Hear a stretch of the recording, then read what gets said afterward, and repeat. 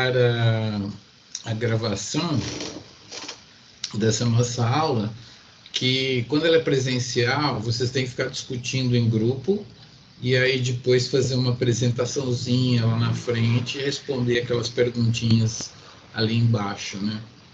Então, hoje nós vamos fazer aqui mais ou menos um jogral. Eu vou apresentar para vocês os GDs e vocês vão comentar alguma coisa, perguntar alguma coisa para vocês, né?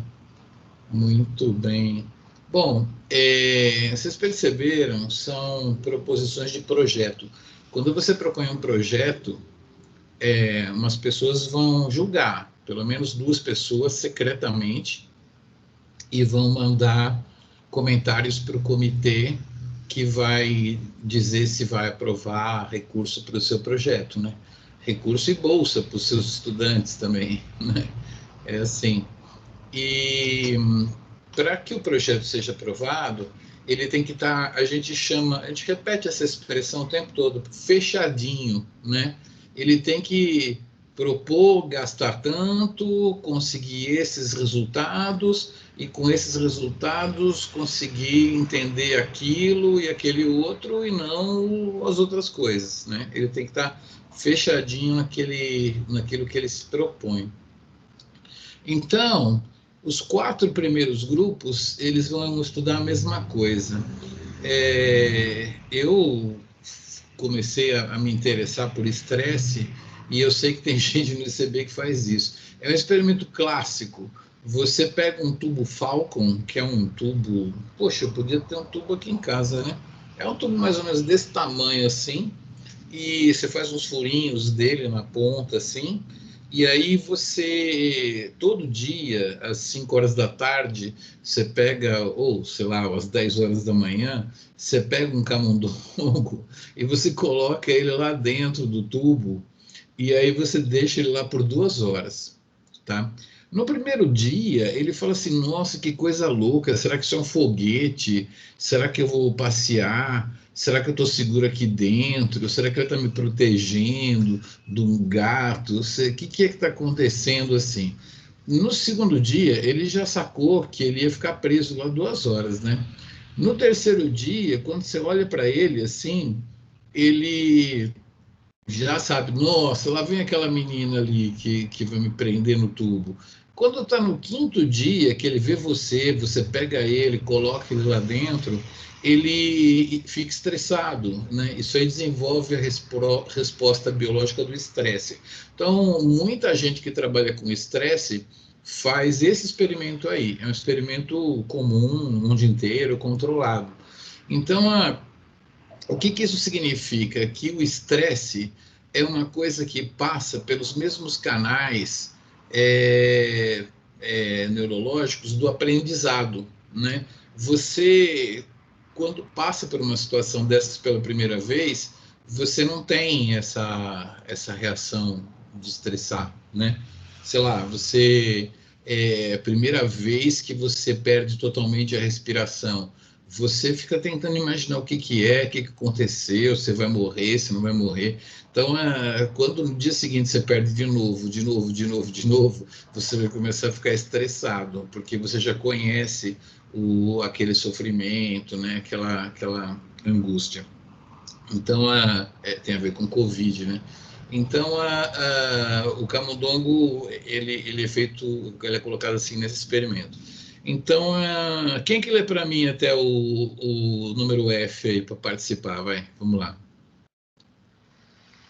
O que você vai fazer com o camundongo? Vamos, um voluntário, uma voluntária. Vai lá, João. Até o F? As letrinhas. Tá. Questão 1. Objetivo: caracterizar a mudança da expressão gênica no cérebro sobre o efeito de estresse.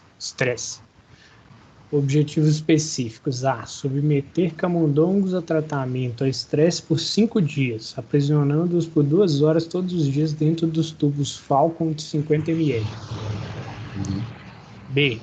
Isolar o hipocampo desses animais e de animais controle e isolar o mRNA. Então, João, o hipocampo faz parte dessa hipótese de que o estresse ele passa pelo caminho do aprendizado. Então, muitas reações envolvendo aprendizado, né, acontecem no hipocampo. Então, a gente vai pegar animais estressados e não estressados, isolar o RNA do hipocampo e comparar de vários jeitos. Segue.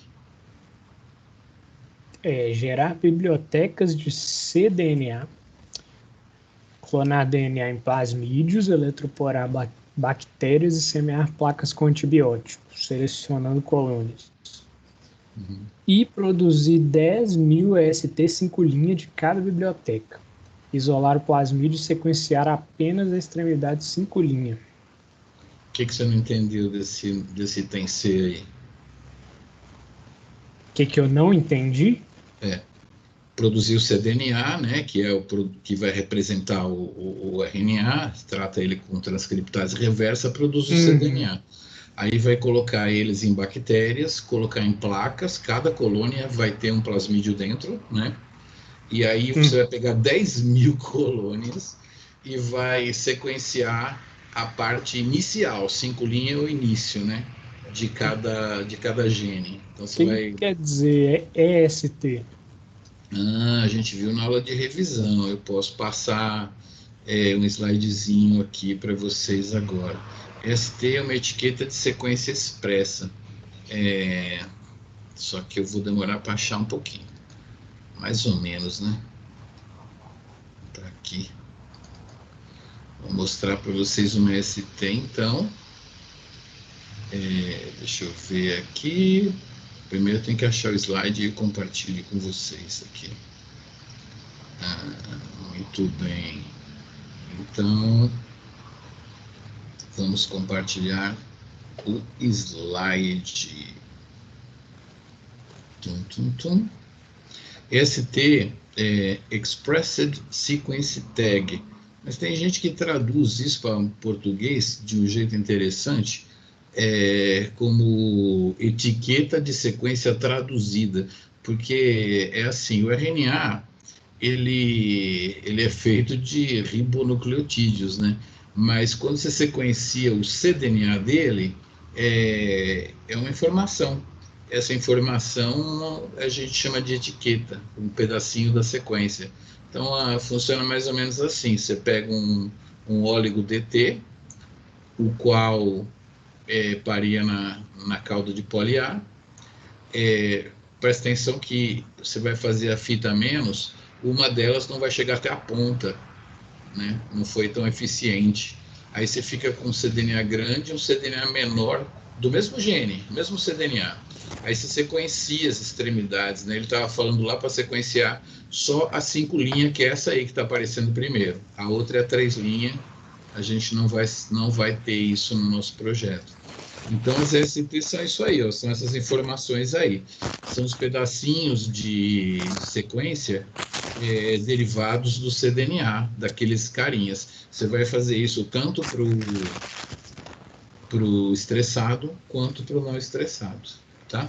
10.000 de cada, né? Ele está falando, não é 5.000 de cada, não, 10.000 de cada. Então, percebe que as ST 5', elas não são exatamente no mesmo lugar, né? Uma às vezes está para cá, outra está para lá, mas isso é bom porque vai montando o gene aqui assim. Está satisfeito com as STs aí? Vamos ver aqui. Daqui a pouco eu vou ter que ter um slide de contíguo também. O que você está comendo aí? Batatinha? Deu fome aqui. Cadê meu PDF, Deus meu? Não sei qual que é o PDF. Acho que esse aqui. Pronto. Então a gente estava lá fabricando as ST 5' do camundongo estressado e do camundongo controle. Vamos para o item de número D. Item de letra D. Verificar as STs que podem ser agrupadas, vem do mesmo gene, por meio de um BLAST entre elas e usar o software CAP3 para gerar contigs. consensos juntando as que alinham de cada agrupamento. Ali eu mostrei duas que vêm do 5 linha, né? E elas são sobrepostas, né? Contig é a sobreposição de todas as STs possíveis, portanto, elas teriam vindo do mesmo gene, né? Então, sei lá, você tem um gene muito expresso, tem muita ST, o contig vai ter um monte dessas sequências encaixadinhas uma na outra, né? Sobrepostas de uma maneira contínua, que é o contig.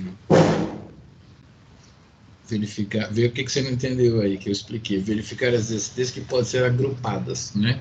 Que uma vem até aqui, a outra continua, porque, claro, se elas vieram de um RNA grandão, que foi sequenciado em pedacinhos, elas podem ser contíguas, né? Podem ser agrupadas numa coisa contínua, que é chamada de contig. Você pode formar um contig. Então, forma os contigues com essas STs que você tem. E como é que você faz isso? Faz um blast de todas contra todas e vê essa linha com essa com a linha com essa. Ficou claro? Dê para você? E o CAP3? O CAP3, ele pega o contig, né? Assim, esse cara vem daqui até aqui, esse cara vem daqui até aqui. O CAP3 faz jum e fica tudo uma sequência só, entendeu? Tudo aquilo que é igual, ele simplifica e junta uma na outra, entendeu? E forma o consenso, tá? O CAP3 é um software que era usado nessa época para fazer o consenso do contig. Isso aí. Segue. Anotar esses contigs e também os singlets, as STs que não agruparam, com o software Flash por meio da pesquisa de homologia em banco de dados. Anotar, a gente fez aqui uma aula, né, onde você pega sequências e tenta ver o que elas fazem, né, por homologia com o que tem no banco de dados. O contig, ele já representa muitas STs, ele está lá, ele vai ser anotado como uma proteína que faz uma coisa X. E vai acontecer também singletes, que são os caras que ficaram sozinhos, né? Singlet é uma ST que não fez contig. Tudo certo por enquanto? Certo. Segue para F. Selecionar para projetos futuros genes que foram anotados e que tenham frequência diferente. São compostos por números distintos de STs nas duas bibliotecas, stress versus controle. Você fez um contig, tem lá 300 STs naquele contig, tá? Todas encaixadinhas. Aí quando você vai ver de onde elas vieram, 290 vieram do estresse e só 10 vieram do controle. Tá me seguindo aí? Você tinha um contig com 300 STs. Você fez o consenso, anotou, é um fator de transcrição, FOS, né? Reconheceu. Aí quando você vai ver como que eu compus esse contig, 290 STs vinham do estressado, 10 vieram do controle, tá? O que você pode compor? É o seu microfone que tá raspando aí? Não sei. Acho que não. Eu não tô ouvindo. Pode ser que seja. Não. Parece um mau contato. Você não ouve quando acontece aí. Que tipo de microfone você tem? Tem um microfone ligado, acho que é da Carol. Carol, desliga o seu. Acho que é você que tá comendo batatinha. Desculpa, eu nem vi que tava ligado. É batatinha que você tá comendo aí, Carol? Melhorou? Acho que não. Acho que é do João mesmo. Vamos seguir aí, João. Depois eu desligo todo mundo e a gente religa. Você sabe que eu tenho esse poder, né? Eu nunca treinei com vocês. Eu tenho o poder de mandar desligar todo mundo. Aí João, você se liga. Deixa eu ver como é que faz aqui.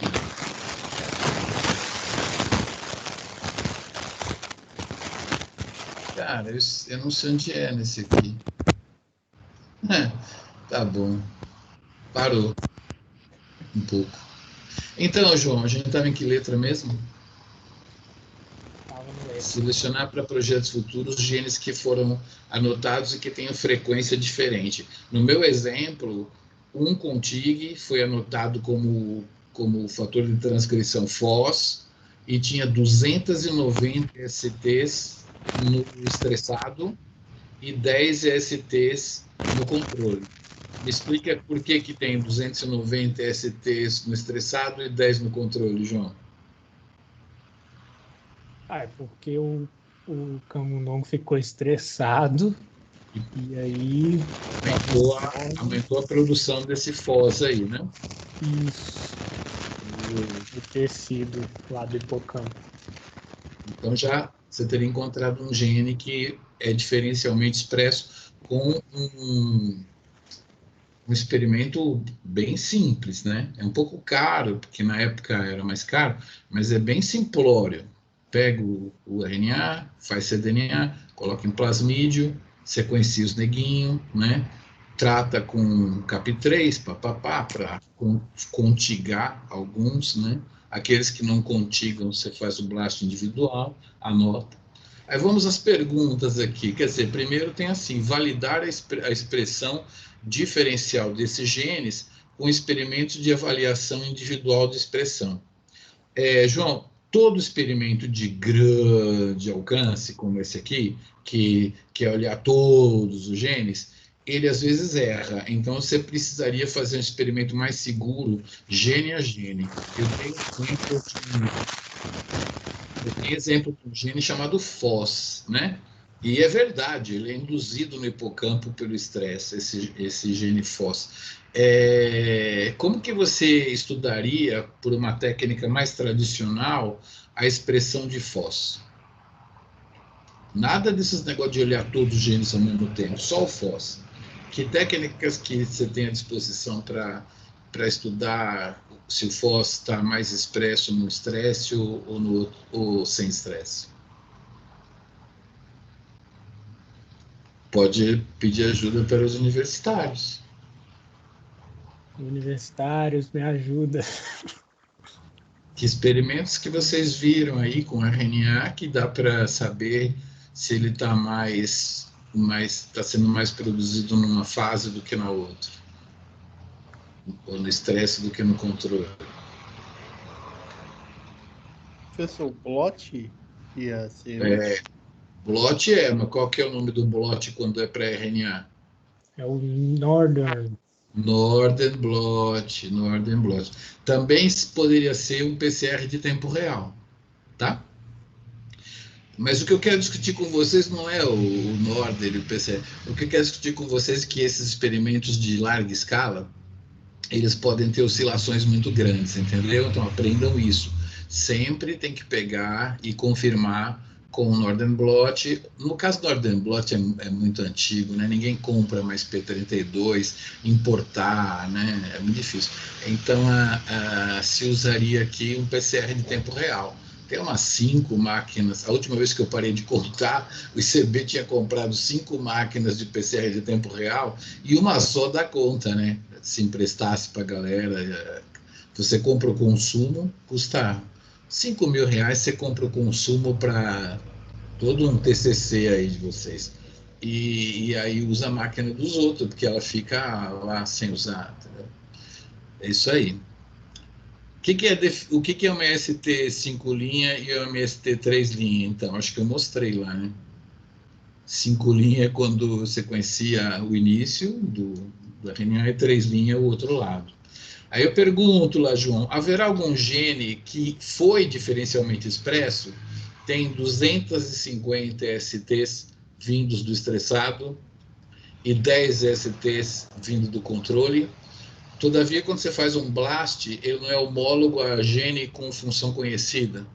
Vai acontecer? Genes diferencialmente expressos, você provou, só que você não vai saber o que ele faz. Vai acontecer isso? O que você acha? Pode ser que aconteça, não? Pode ser que aconteça. O camundongo tem genoma completo? Imagino que tenha. Tem. Mas a gente conhece a função de todos esses genes do camundongo? Imagino que não. Então, vamos lembrar aqui, você fez o experimento, você teve uma tremenda diferença estatística entre um e o outro, todavia você não sabe o que esse gene faz, entendeu? Você pode fazer, para cada um desses genes, fazer um novo projeto, tentar descobrir a função dele. Mas presta atenção, meu segundo aviso de hoje, vai acontecer de você conseguir conhecimento de expressão gênica diferencial de uma coisa que tu não vai saber o que é, beleza? Entendeu? Isso aí.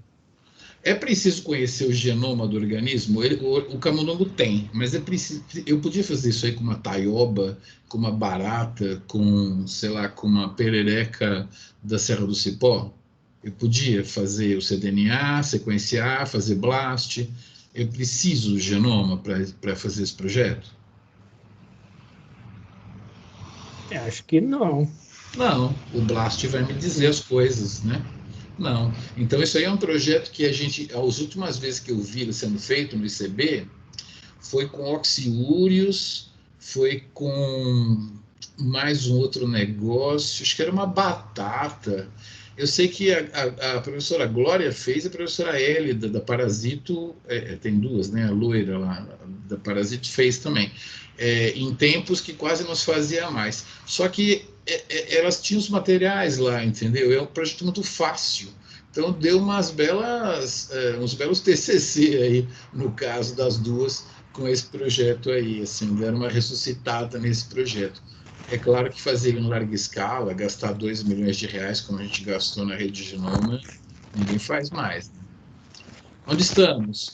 Identificar o ponto fraco desse projeto, João. Ponto fraco? Você pegou os cDNAs e você tinha dinheiro para produzir 10 mil sequências de cada um, né? Certo? Quantas vezes você acha que você vai sequenciar nessas suas 10 mil as enzimas da via glicolítica? Quantas vezes? Uma vez só ou muitas? Muitas. E os RNAs que codificam as proteínas do ribossomo? Também muitas. Os RNAs que codificam as histonas? Entendi o ponto fraco. E aqueles RNAs que codificam um fator de transcrição importantíssimo para regular as coisas, só que eles são feitos em muito baixa quantidade. Você vai amostrar eles? Não. Pouca chance, né? Porque 10 mil não assim, isso requer prática, né? Mas 10 mil não é uma cobertura monstruosa, e mesmo que você sequenciasse 100 mil, 1 milhão, sempre ia ter gene que ia ficar escondido, entendeu? Você não ia conseguir. Então, a gente costuma dizer que para genes raros, você não ia conseguir amostrar, pelo fato de que você está fazendo um sequenciamento com redundâncias, né? Então, isso atrapalha. Muito bem, então, agora nós vamos começar a comparar os projetos aqui, né? A sua colega vai narrar o 2 para mim? Vai lá, quem que estava aí falando? Agora tem que ser a Júlia. Júlia, você pode ler o número 2 para nós? O objetivo é sempre o mesmo, não é os mesmos camundongo, mas os específicos são diferentes. Vai lá, Júlia, como é que faz esse outro projeto? O A. Submeter camundongos a tratamento de estresse por 5 dias, aprisionando-o por 2 horas todos os dias dentro de tubos Falcon, 50 ml. Mesma coisa. B. A. Isolar o hipocampo desses animais e de animais controle e isolar RNA mensageiro. Igualmente foi feito lá em cima. C.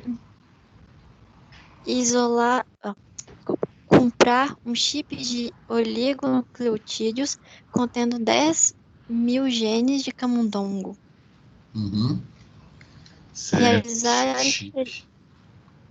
Realizar experimento de microarranjo comparando as duas preparações de RNA mensageiro.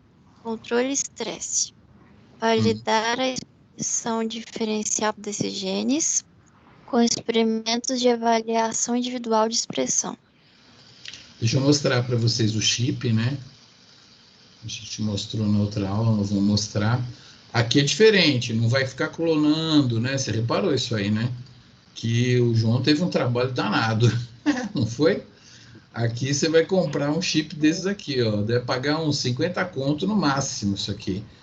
E aí vai fazer a hibridização do RNA controle, vai anotar os dados, o tratado vai anotar os dados e vai comparar em larga escala, né? Se hibridizou ou não hibridizou. Beleza? Então, foi feito tudo isso no chip, né? Agora deixa eu voltar para lá. Pensa que é fácil, não é fácil não. E olha que eu já estou treinado aqui. Deixa eu passar para o PDF aqui de novo. Meu Deus do céu, cadê o PDF? Quando você quer fazer isso, você não pode deixar muita coisa aberta, não. Realizar experimento de microarranjo, né, daquele jeito, né? Então você vai ter um sinal versus um sinal, né? Muito bem.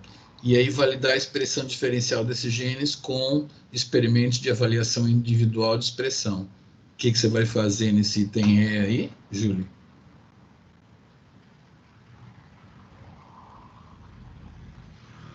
Né, Júlio? Minha mãe apareceu. Desculpa que minha mãe apareceu aqui. Repete a pergunta? Nesse item E, validar a expressão com experimentos de avaliação individual. O que você vai fazer aí?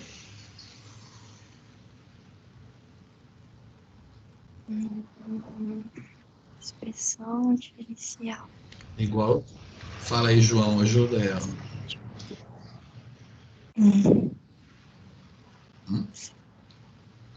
É a mesma coisa do anterior, não? A mesma coisa do anterior. Você pode fazer um Blot. PCR de tempo real ou um Northern Blot, tá, Júlia? Toda técnica de né?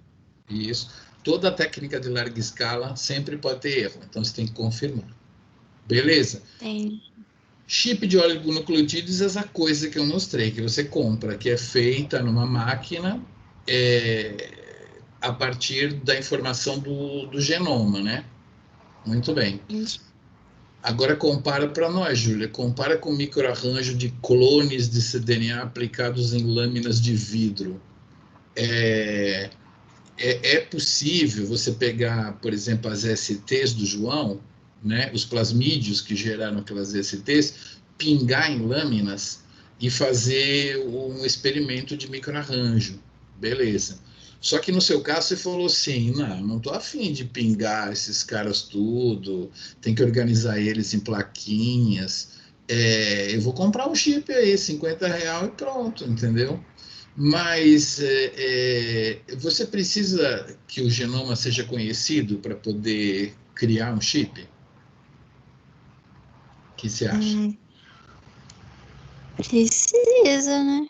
Precisa, porque todos os genezinhos têm que estar lá, né? Assim, tudo certinho. O genoma tem que estar conhecido, porque quando você sintetiza um óligo daquele, ele tem que representar um gene, mas não o outro, né? Então tem que ser com um genoma conhecido. Então, vai aqui mais um comentário meu.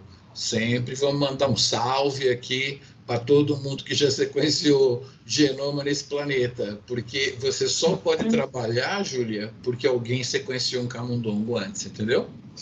Verdade. Verdade. Um salve para eles. Identifica o ponto fraco no seu projeto, Júlia. E vamos comparar com o do João. É o Ponto mesmo? fraco. Não, você tem problema com o gene raro aí? De amostrar um gene raro? O que você acha? Se o gene tiver no chip, vai ter sinal para ele, não vai? Vai. Vai. E se o gene não tiver no chip, porque aí está falando que é um chip de pobre aqui, né? 10 mil. E se o gene não tiver no chip? Aí não vai. Se não tiver, não vai aparecer nada. Aí não vai aparecer. Então, diferentemente dele, que faz por amostragens, né? Os mais expressos sempre vão aparecer para ele. Para você, Se quando você comprou o chip, os caras não puseram uns genes muito expressos, o seu experimento furou, entendeu? Porque quem decidiu foi o cara que preparou o chip, né? Claro, você tem que confiar no chip, você está pagando, você vai exigir qualidade, mas esse chip de 10 mil seria um chip antigo. Hoje você já compra chips bem legais, com a representatividade de todos os genes. Nem não compra, porque talvez essa tecnologia já é mais velhinha.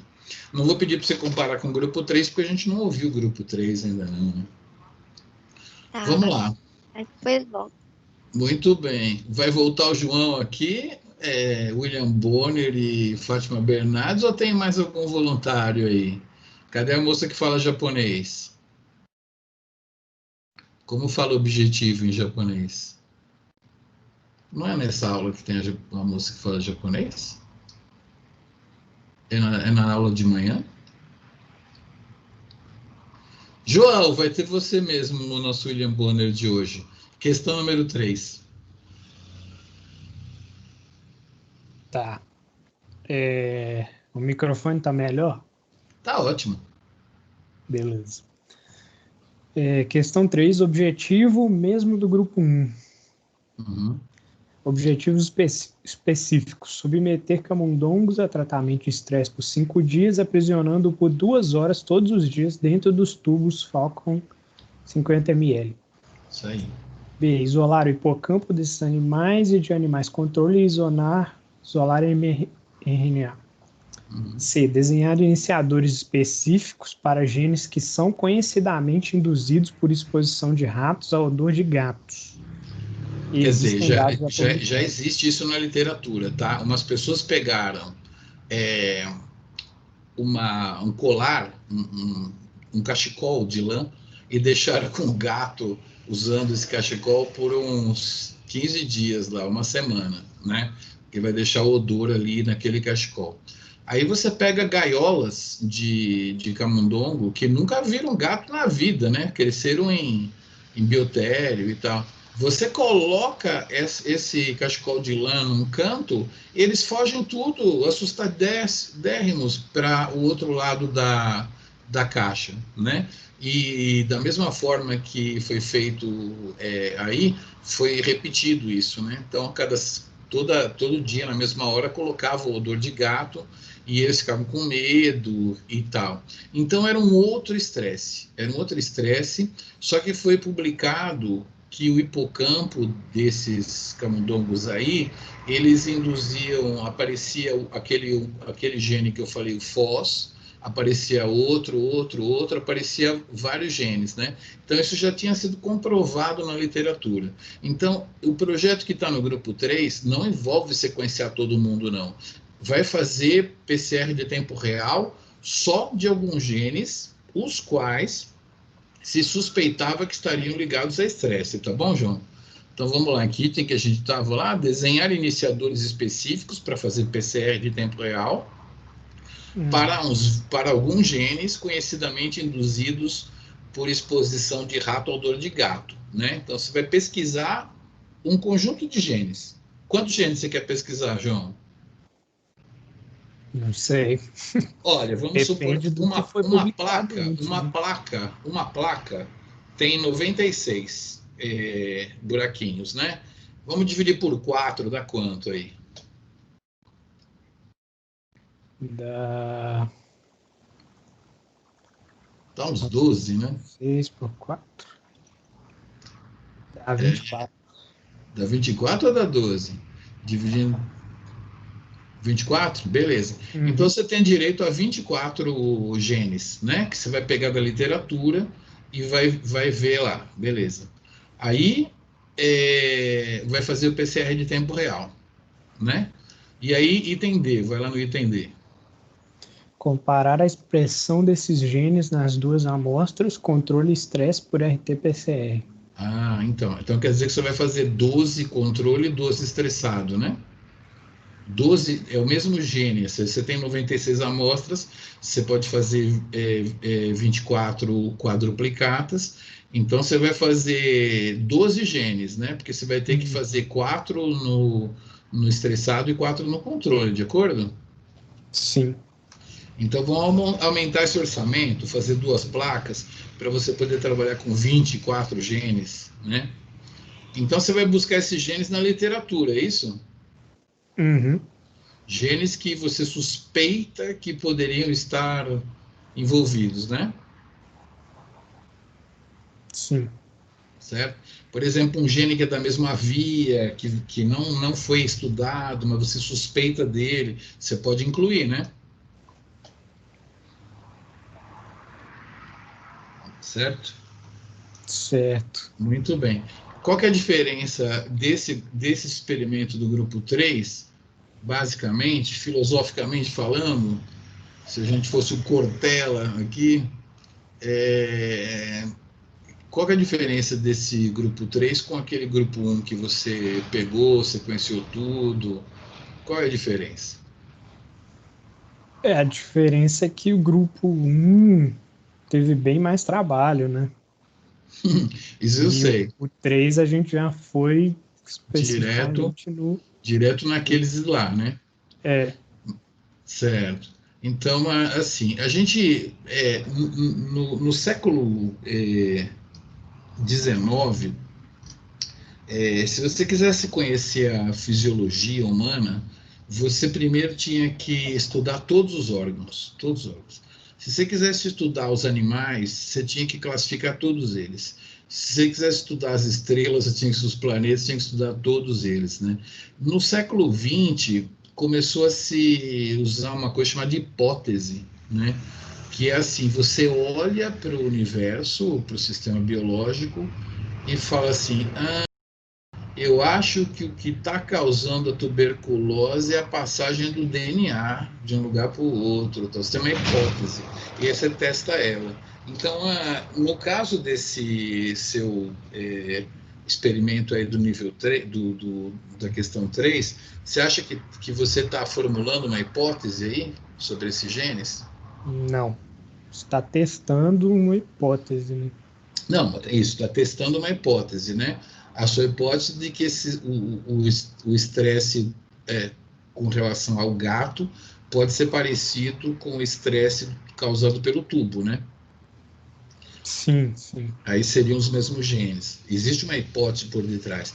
No caso do grupo 1, tinha uma hipótese, assim, de o que aqueles genes estavam fazendo. Você basicamente sequenciou tudo, né? Depois que você identificou o gene, você ia ter que contar uma história sobre por que aqueles genes estão envolvidos, né? Eu vou te contar casos reais, João. As pessoas gastam maior dinheiro com experimentos do tipo do grupo 1, todos esses experimentos de high throughput, de grande produção de dados, e às vezes saem umas enzimas da via das pentoses, entendeu? E aí você tem que explicar no relatório final do projeto o que a via das pentoses tinha a ver com estresse, entendeu? Você tem que criar uma história no final, porque aparece isso, cara, aparecem uns genes muito comuns e tal, né? Então, assim, quando você fez o experimento do grupo 3, você já sabia o que você queria esperar. Ou os dois estresses eram parecidos e iam ser os mesmos genes, ou os estresses não tinham nada a ver e iam aparecer genes diferentes, não é? Sua explicação já estava pronta antes de você fazer o experimento, né? Por isso que a gente fala que trabalhou com uma hipótese. Então, tem gente que está tentando se acostumar com o século XXI agora, porque tem muito experimento que descreve tudo o que está acontecendo, mas como não tem uma hipótese, na hora de ter os dados, existe ferramenta para analisar isso, mas, às vezes você não consegue entender o que está acontecendo direito, sabe? Você investe milhões, aparece lá 40 genes diferencialmente expressos, e aí você vai ter que lutar para descobrir por que aqueles caras estão envolvidos nisso, sacou? A realidade do nosso século XXI Uhum. é uma diferença muito grande. Muito bem, estamos indo bem. Ó. Eu não sabia quanto que a gente ia conseguir avançar hoje, mas nós vamos conseguir ver o grupo 4. Eu vou até apresentar um slide aqui antes da Júlia me ajudar. Deixa eu apresentar um slide aqui antes, que é Caraca, cadê meu slide aqui? Acho que é esse. Deixa eu ver aqui. Esse aqui é microarranjo. Cadê meu negócio aqui? Esse aqui, né? Então, deixa eu ver, não tem aqui uma formatação. Não é esse. Então, o próximo experimento, ele vai mudar o campo de ação. Ele vai trabalhar com proteínas. Você vai pegar as proteínas do hipocampo, vai colocar num gel bidimensional. Primeiro você faz uma focalização isoelétrica, que separa as proteínas pelo ponto isoelétrico dela, que é quando elas ficam com a carga neutra, né, elas param de migrar nesse bagulho aqui. Então, o primeiro tubinho separa por ponto isoelétrico, aí você faz um gel de poliacrilamida desnaturante, põe elas para correr aqui, né? Então, você vai reparar que você tinha, na verdade, 4 proteínas vermelhas, 1, 2, 3, 4, 5 azuis, e você tem uma figura mais ou menos desse tipo. Aí você compara estressado contra o normal, vê se tem uma proteína só no estressado, e aí você coloca no espectrômetro de massa, pelo time of flight, você consegue determinar o peso molecular exato dela, e com essa informação, você vai identificar ela como beta-lactoglobulina. Não é o caso do nosso aqui, ela envolvida com conhecimento, mas pode até ser, vai saber, né? Então, vamos dar uma olhada no nosso PDF aqui. Tá picando a minha voz para você, Júlia? Não, tá ótimo. Tá ótimo. Então, me ajuda com a 4, Júlia. É o mesmo objetivo inicial lá, mas vai lá, vai. Quais são os objetivos específicos desse projeto 4? Submeter camundongos a tratamento de estresse por 5 dias, aprisionando isolar o hipocampo desses animais e purificar proteínas nucleares. Opa, tá escrito aí só as nucleares, né? Já tem um fracionamento aí. Purificar as nucleares. Vai lá na C. Comparar o perfil de géis biodimensionais das 2 amostras controle e estresse. Tá, então você vai ter géis do estressado e géis do controle. Tá. Isolar e analisar em espectrometria de massa os spots, manchinhas diferentes nas amostras. Isso, que eu não expliquei. Comparar o... Oi? Vai lá, segue na E. É isso mesmo, isso. Comparar o PM exato com o de produtos proteicos do genoma do camundongo para identificar as proteínas diferencialmente expressas. E validar o resultado através de outra técnica que avalie individualmente cada proteína. Como é que você faria? Lá na outra você fez um Northern Blot, né? Como é que você faria aí para confirmar para cada proteína que deu diferente, se está diferente mesmo? Porque, como eu falei, experimentos de grande escala às vezes erram. Precisa confirmar com validar, né? Que a gente chama com um experimento mais dedicado a cada proteína. Como é que você poderia fazer esse item F aí, Júlia? É com aquele gel que você mostrou agora, não é não? Não, você tem que ir atrás de uma delas só, de cada vez, e ver se ela está mais produzida no estressado do que no controle. Mas você já vai fazer alguma coisa específica para ela, só para ela. É outro blot? É o Western Blot, né? Western Blot é o blot para proteínas, né? Você usa um anticorpo contra essa proteína e prova. É o Western Blot quando é para proteínas. Muito bem. Bom, eu expliquei como funciona a espectrometria de massa, né, Júlia? E eu te pergunto, você precisa conhecer o genoma do organismo em estudo para você fazer aquele passo final, onde com o peso molecular você acha que proteína é?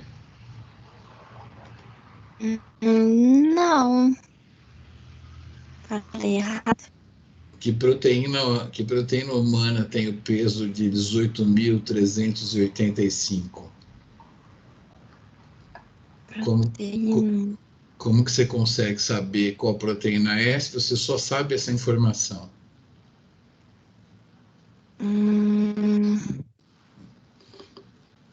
Universitários. Já me ajuda. Ajuda aí, universitários.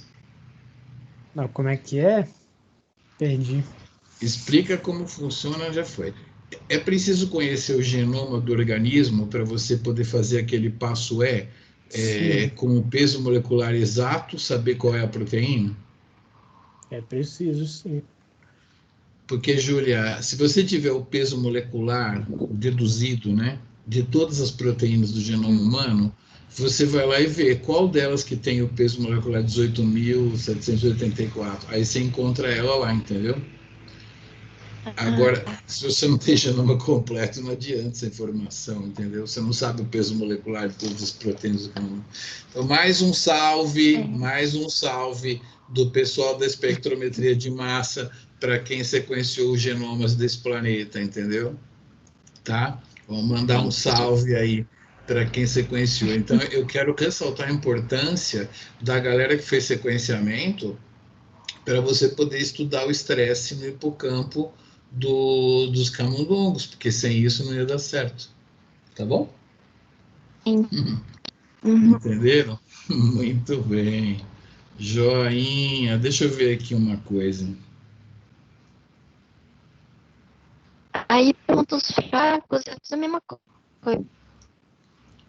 Pontos fracos, né? Você dedicou a sua análise a proteínas nucleares, né? E se a diferença for uma proteína de membrana, você vai conseguir descobrir? Proteína de membrana. Consegue, ué, não? Não, mas você só purificou as nucleares, as de membrana você jogou fora. Ah, tá. Sim. Esse é um problema. Não, aí então consegue não. Uhum. Tem esses problemas aí, né? Você vai fracionar, então, mas assim, é uma coisa bem legal, porque você já vai ver o produto final mesmo, que é o que importa, né? Que é a proteína. Bem legal. Muito bom, Joia. A gente já fez a parte toda dos camundongos, então, eu não sei se dá para a gente fazer esses 5 e os 6 hoje. Será que dá? Nós estamos com o quê? Com mais 10 minutinhos? 20 minutinhos, né? 20 minutinhos. Então vamos tentar aqui. Vamos botar o João de novo aí. Eu tenho mais uma voz masculina aí falando aí hoje. Quem que pode ajudar aqui hoje? Ou vai ser o João? Por mim, tanto faz. Quem que me ajuda com o número 5? É um outro Pode João? ser eu mesmo. É dois João. Vai lá, então, você mesmo. Questão número 5. Vai mudar.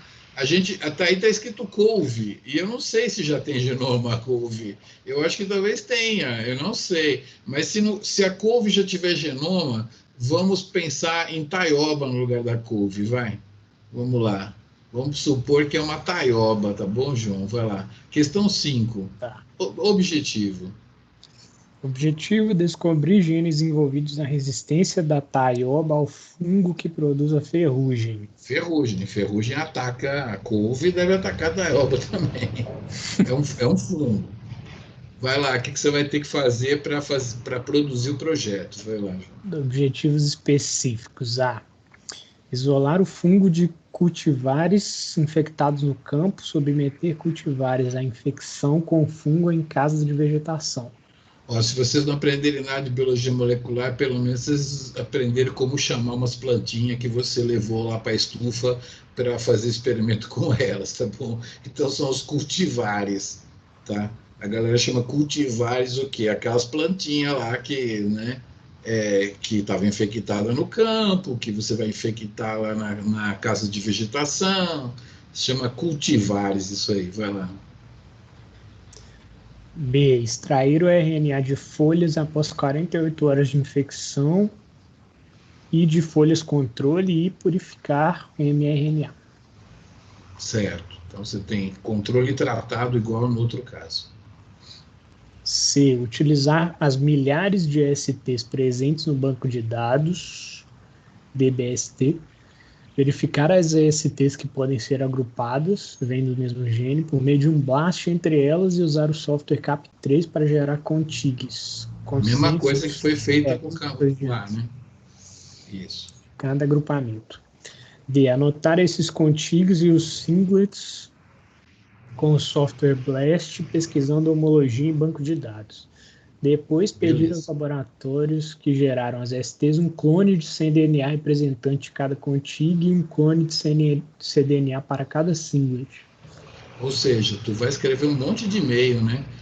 Quem sabe seja só uns 5 laboratórios, aí você vai pedir o clone de verdade, né? O plasmídio com o cDNA representante de cada gene que você já sabe a sequência dele, o que ele faz, beleza? Vai chegar lá para você, e aí, o que você vai fazer na E? Selecionar genes que foram anotados, encontrou-se homólogos. Isso. Fabricar uma lâmina de microarranjo com os clones de cDNA de cada gene. Beleza, então aqueles caras mandaram os clones de cDNA para você, você vai organizar numa plaquinha de 96 e o robô vai imprimir as lâminas de vidro. F.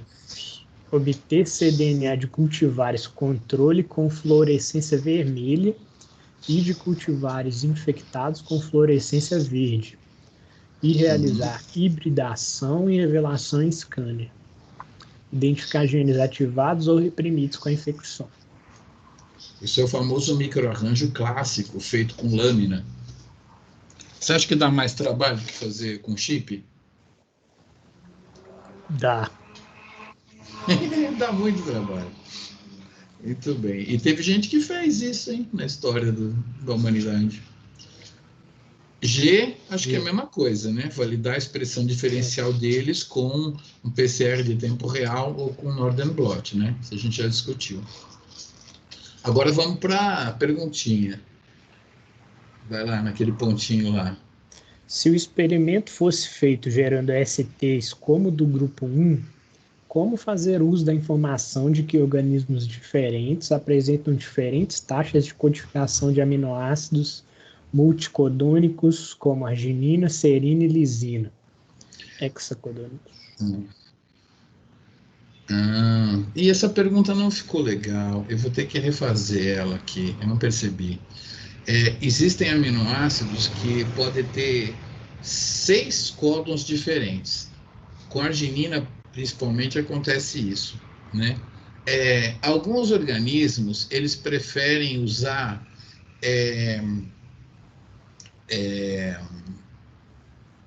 desses 6, eles preferem usar 4 e não outros 2. O outro organismo pode preferir usar outros 4 e não 2 que o outro usa. Então, assim, a preferência para codificar uma arginina de uma taioba e de um fungo é diferente, tá? Então, quando você tem... Eu te pergunto, João, quando você faz um experimento com ST, como no grupo 1, e aparece um gene que só está presente no controle, durante a infecção ele some. Esse gene pode ser do fungo? Não. Não, né? Agora, e se o gene não está presente no controle, mas ele está presente na infecção?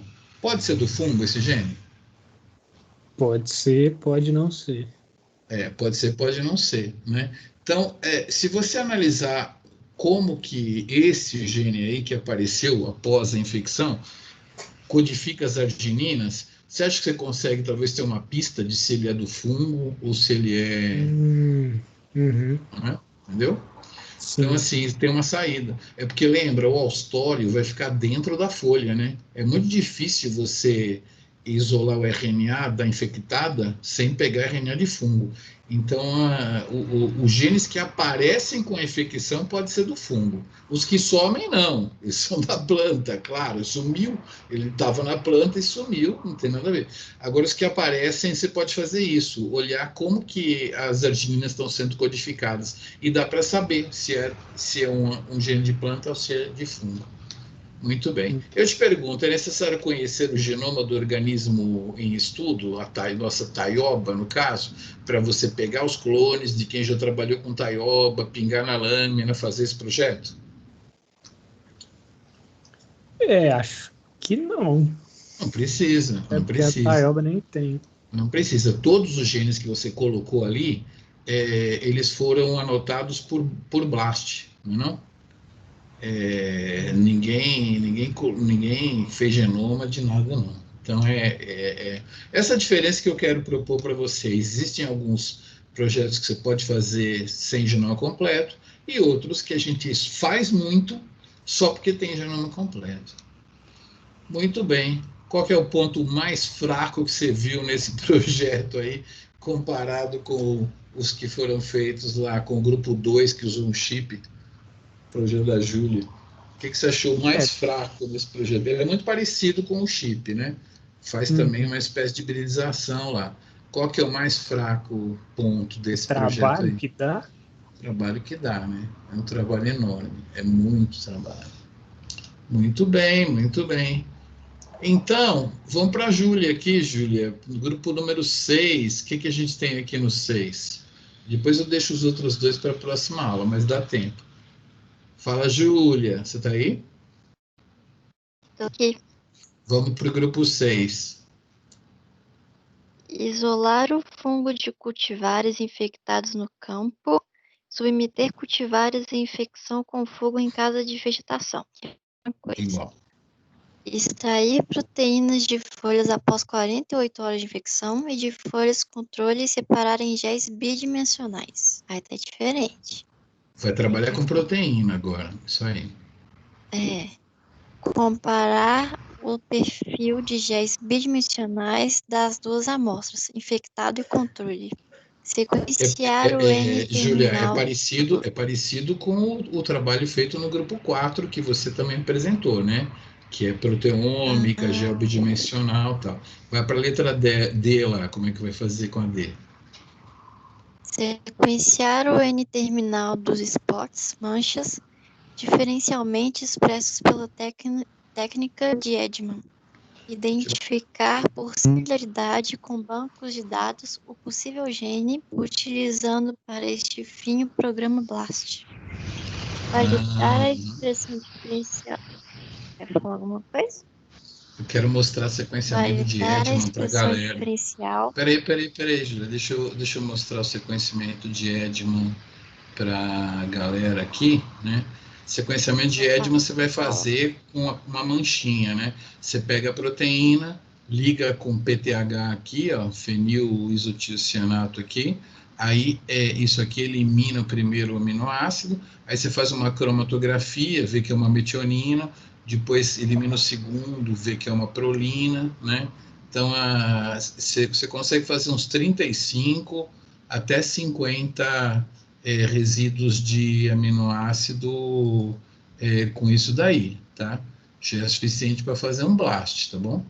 Então, deixa eu compartilhar aqui de novo o nosso PDF aqui, beleza? A gente estava em que letra mesmo, Júlia, que eu te atrapalhei aí? Né? Pegou a sequência do D e identificou por similaridade utilizando o programa BLAST, certo? Muito bem. Isso. Agora F, você sabe a resposta agora, né? Validar a expressão diferencial utilizando... Ah, não, é diferente. Olha aí, Júlia, lê a F para nós aí. Validar a expressão diferencial utilizando o RNA mensageiro cedido pelos grupos 5 e 6 e alguma técnica bem controlada. Certo. Então, você tem aí os RNAs, né, do grupo 5 e 6, e vai fazer uma validação para saber se um determinado gene está mais expresso numa situação ou na outra, né? Então, você vai fazer um PCR de tempo real, né? Isso, exatamente. É porque provavelmente você não vai ter um anticorpo contra a proteína da taioba para validar por Western blot, entendeu? Provavelmente não. Bom, já bidimensional a gente já explicou. Por que é melhor sequenciar o N-terminal daquela manchinha diferencial ao invés de colocar no espectrômetro de massa? Por quê? Por quê? Porque não tem o genoma? Porque não tem o genoma, Júlia, né? Sem o genoma, você não ia descobrir nada. Vai ter uma proteína da taioba com peso lá, e o que você faz com isso? Então, são abordagens diferentes, mas que ninguém fica na mão. Nesse mundo, ninguém fica na mão. Tem genoma completo, é mais fácil. Não tem, usa BLAST, entendeu? É isso daí. É porque você com proteína. Entendi. Tá? Você sequenciou um pedacinho da proteína com aquela tecnologia lá, né? Muito bem. Então, vamos fazer a 8 agora, João. Eu vou pular a 7 aqui um pouquinho e vou deixar para vocês a 7 pensarem mais em casa, a gente vê na próxima aula. Vamos para essa 8, João, que eu quero ver se você lembra. Lembra. Espera aí que eu vou ver se eu compartilho. Eu não sei se eu tenho. O pior é que eu não sei. É melhor a gente voltar. Espera aí. Vamos ler lá enquanto você fala aí. Eu procuro. Eu procuro na minha apresentação aqui para saber se eu tenho esse slide aqui ou não. Né? Eu acho que está numa outra apresentação. Eu acho que está numa outra apresentação. Eu vou abrir a outra apresentação aqui. Vai lá, então. Mostra para nós, assim. Vamos lá, João. Vocês estão vendo o PDF aí, então, né? Vamos na 8, João? Vamos. Em termos de RNA, o sequenciamento em massa chamado RNA-seq... Não. RNA-seq. RNA-seq ou RNA-seq. Qualquer uma das duas serve. RNA-seq funciona. Tá. É a abordagem mais fácil atualmente, mas ela depende de computação para alinhar milhões de leituras dos RNAs ao genoma do organismo. E a partir disso, muitas análises são possíveis. Isso nos lembra de qual peça do vestiário?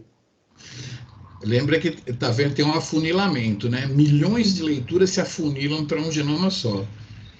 E com esses dados, desafunila para muitas análises possíveis. A que peça de vestiário isso é similar? Não sei. Ajuda dos universitários! Eu não acredito, vocês viram isso?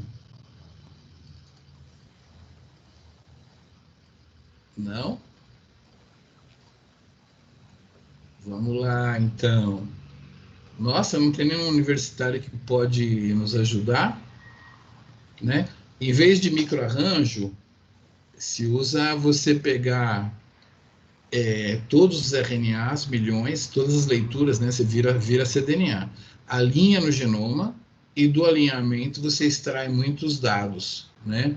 A que peça de vestiário isso se refere, né? Alguém sabe como é que se fala gravata borboleta em inglês? Bow tie. Bow tie. Então, é só para lembrar para vocês que o bow tie é um dos programas mais clássicos. Hoje se usa um chamado STAR também, tá? Mas o bow tie era a resposta à nossa pergunta, gravata borboleta. Muito bem. Segue aí, onde é que nós estávamos lá? Vestiário. Segue Há lá. um outro programa chamado Trinity, que é capaz de pegar todos os milhões de leituras e, como mágica, recriar as moléculas de RNA. Isso pode ser feito com a taioba, mas como saber quem são os genes mais expressos e menos expressos nessa montagem que ele fez? Como?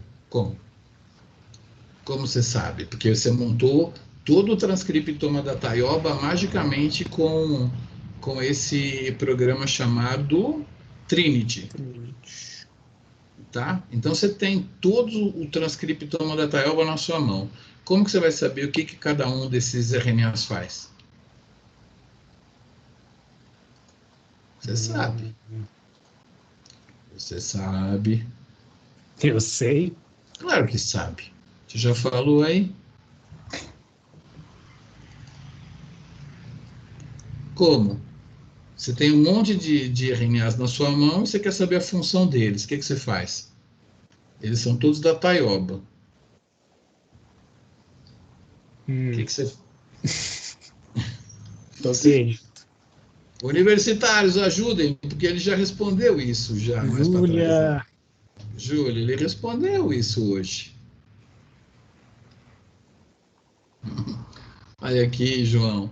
Se você tem genoma completo, você ancora essas leituras todas que você sequenciou, seu RNA-seq todo, você no computador ancora no genoma do carinha, e aí você identifica os genes e sabe quais que estavam mais expressos, quais que não estavam, por essa ancoragem.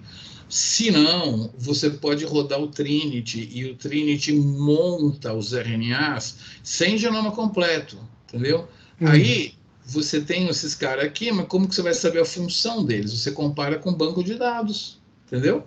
Né? Com BLAST. Então, não tem problema RNA-seq de uma arraia, de uma borboleta, de uma perereca da Serra do Cipó, de um girino, entendeu? Não tem problema. Você vai usar o Trinity e o Trinity magicamente consegue recompor todo o transcriptoma lá, né, no computador. Aí você faz um blast disso tudo e aí você vê se um gene está mais presente, está presente numa amostra ou na outra, entendeu? Então, você consegue, hoje em dia, com RNA-seq, superar os problemas todos que a gente possa ter lá, tá bom? Eu vou deixar aquela questão 7 para vocês meditarem, porque deu o nosso horário aqui hoje, e aí vou parar aqui a nossa gravação, né?